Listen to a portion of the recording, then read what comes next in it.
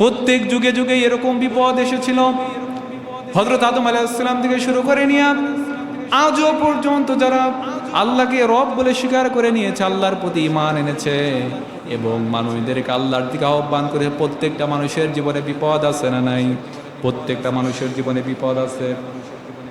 আমার নবীজি মুহাম্মদ রাসূলুল্লাহ সাল্লাল্লাহু আলাইহি ওয়াসাল্লাম তিনি যখন মানুষদেরকে আল্লাহর দ্বীনের দাওয়াত দিলেন, কাফের মুশরিকরা নবীজিকে অনেকবার তারা চেষ্টা করেছে এই কাজ থেকে বিরত রাখার জন্য।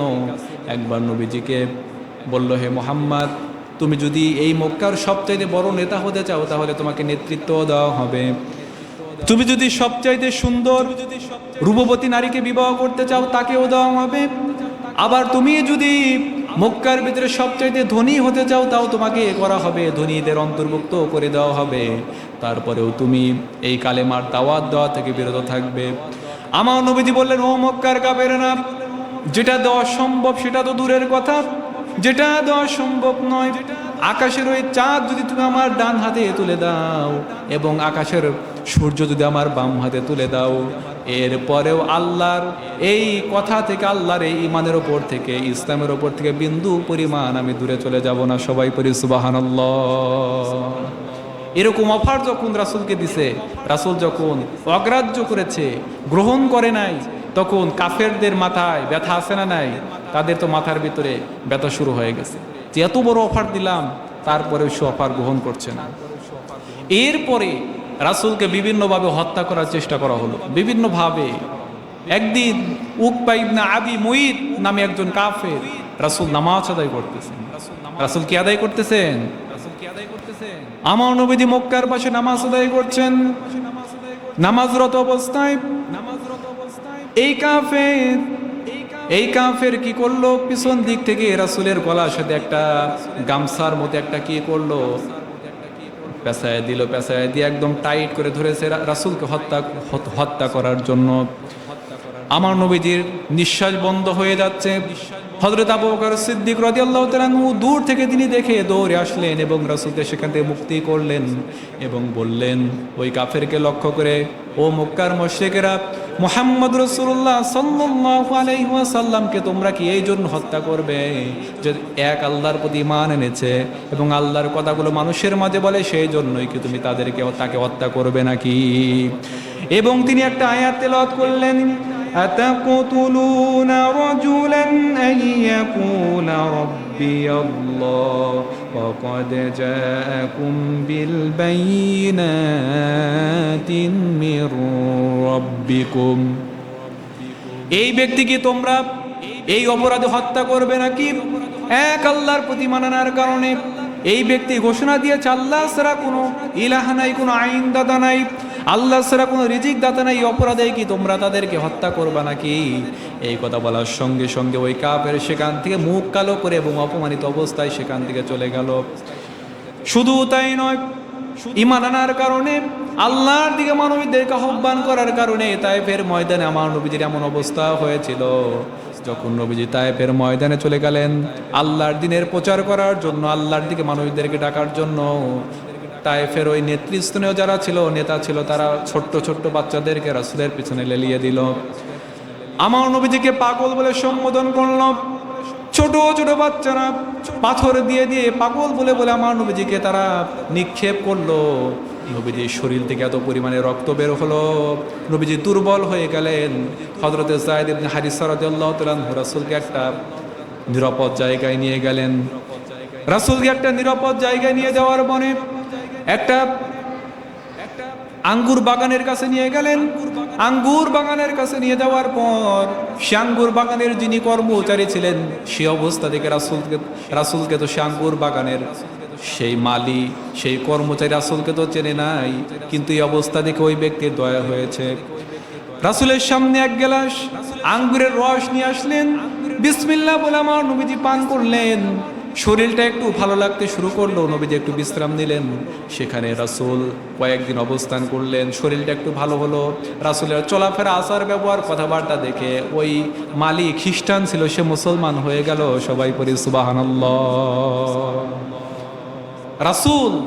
রাসূলের চলাফেরা, কথাবার্তা, আচার আচরণ দেখে ওই খ্রিস্টান কর্মচারী ওই বাগানের সে মুসলমান হয়ে গেল, যে এত সুন্দর আচরণ, যে সে অবশ্য আল্লাহর পয়গম্বর।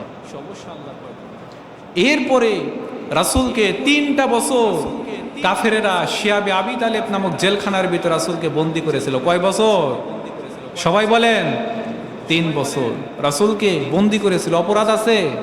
রাসূলের অপরাধ আছে? কি অপরাধ ছিল তার? কোনো অপরাধ নাই। বিনা অপরাধে তাকে 3টা বছর জেলখানার ভিতরে রেখেছিল এই কাফের মুশরিকরা। রাসূল জেলখানার ভেতরে খাবার নাই, কারণ এমন একটা আইন পাশ করলো কাফেরেরা যে এদেরকে কেউ খাবার দিতে পারবে না। অন্যান্য কয়েদিদেরকে তাদেরকে খাবার দিতে পারবে, বাইরে থেকে খাবার সরবরাহ করা যাবে, পানি সরবরাহ করা যাবে, পোশাক আদি দেওয়া যাবে, কিন্তু এদেরকে, এই কুরাইশ যারা ঈমান এনেছে তাদেরকে এক ফোঁটা পানিও দেওয়া যাবে না, খাবারও দেওয়া যাবে না। রাসূল খেয়ে না খেয়ে 3টা বছর গাছের বাকল, গাছের পাতা, লতা পাতা খেয়ে রাসূল দীর্ঘদিন সেখানে অবস্থান করলেন। এরপরে আল্লাহ রাব্বুল আলামিন তাকে মুক্তিদান করলেন। এরপরে রাসূল তাকে আল্লাহ রাব্বুল আলামিন রাসূলকে মুক্তিদান করলেন। এরপরে আল্লাহ রাব্বুল আলামিন রাসূলকে বের করে আনলেন সেই জেলখানা থেকে।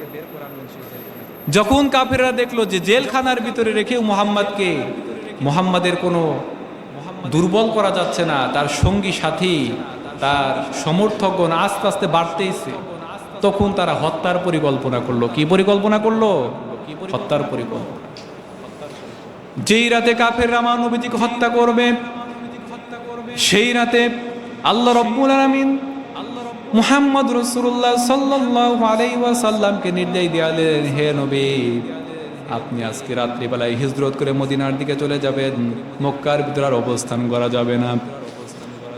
আল্লাহ রাব্বুল আলামিনের নবী মুহাম্মদ সাল্লাল্লাহু আলাইহি ওয়াসাল্লাম সন্ধ্যাবেলা হযরত আলী রাদিয়াল্লাহু তাআলা আনহুকে বলেন, আলী, আজকে রাতে হিজরত করে মদিনায় যেতে হবে, আজকে তুমি আমার জায়গায় শুয়ে থাকবে, কাফের মুশরিকরা যাতে বুঝতে পারে যে আমি এই ঘরের ভিতরে আছি।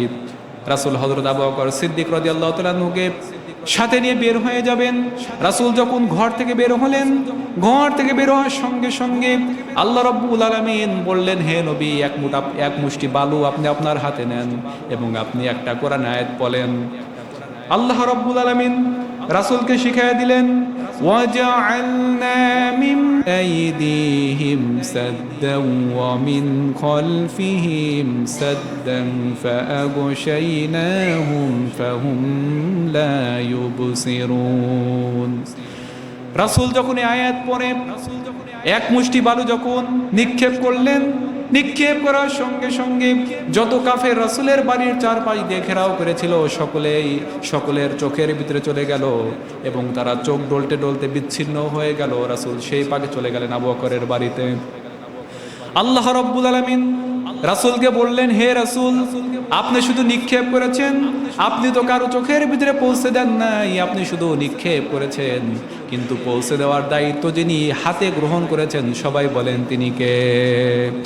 ওয়ামা রামাইতা ইয রামাইতা ওয়ালাকিন্নাল্লাহা রামা। আপনি শুধু নিক্ষেপ করেছেন, কিন্তু আমি আল্লাহ রাব্বুল আলামিন আপনার হাতের বালুগুলো কাফেরদের চোখের ভিতরে ঢুকায় দিয়েছি। রাসূল এবার চলে গেলেন, মদিনায় চলে গেলেন।